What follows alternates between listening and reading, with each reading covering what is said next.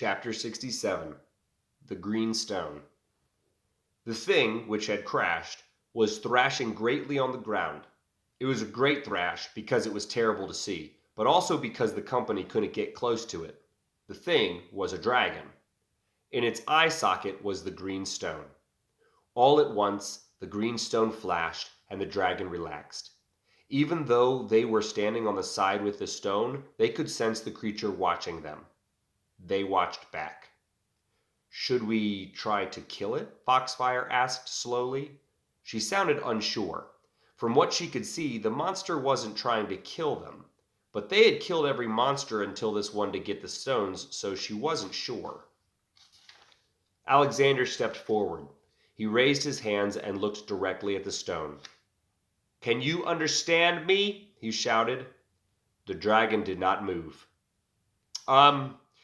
This is going to be an awkward question," Alexander warned, "especially if you can't understand me. But did you put that stone in your eye socket, or is it hurting you?" He was thinking about an old story he read about a mouse and a lion. The dragon, because it was a dragon, said nothing, but it moved its wings out of its way when Alexander stepped forward again. He wasn't even interested in the stone. "This rain has destroyed your wings," Alexander frowned. "A dragon without wings is hardly a dragon." But then he realized what he had said and turned to look at Candide. "No," he said, knowing Candide hadn't been able to hear what he said. "A dragon doesn't need wings to be a dragon." Alexander looked at the ground and sighed. He didn't have a plan. He didn't have a next step. He thought it was to kill monsters, get stones, and kill the king, but everything seemed to be changing.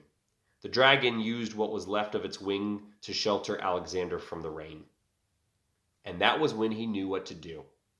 He took the dinosaur stones from his pocket and looked at them.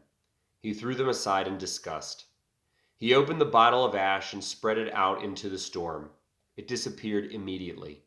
He tossed the bottle far enough away from everything that it wouldn't cut anyone's feet. He also chucked the tooth, and then he took off his apron. He carefully placed it on the dragon's head to shelter it from the rain. The green stone fell from the dragon's eye. Alexander stared at it for a moment, then looked up to see the giant tear falling from the eye hole, and also from the eye, because it turns out the green gem was acting like a contact lens. He picked it up. "I'll come back here when we kill the king," he said, still under the belief that the dragon could understand the Italian language. Then he rejoined his friends on the road. "That was pretty awesome." Foxfire had to speak very, very close to his ear so he could hear her.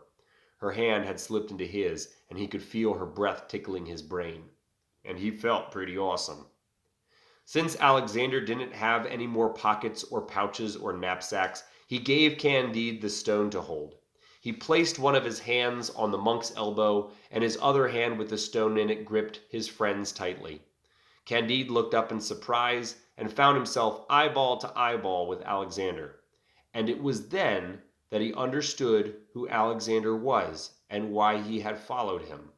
The centipede, the arm, the storms, and everything seemed to mean so much more when looking into those eyes. They were filled with a love which is so rare anymore.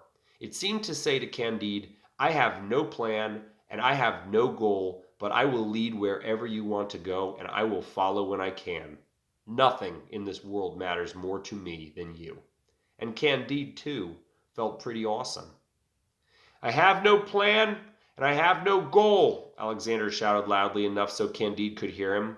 "I will lead wherever you want to go and I will follow when I can. Nothing in this world matters more to me."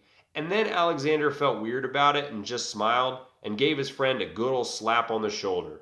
He made sure it was the shoulder that still had the arm. And when they continued to walk towards the courtyard, they walked with the monsters.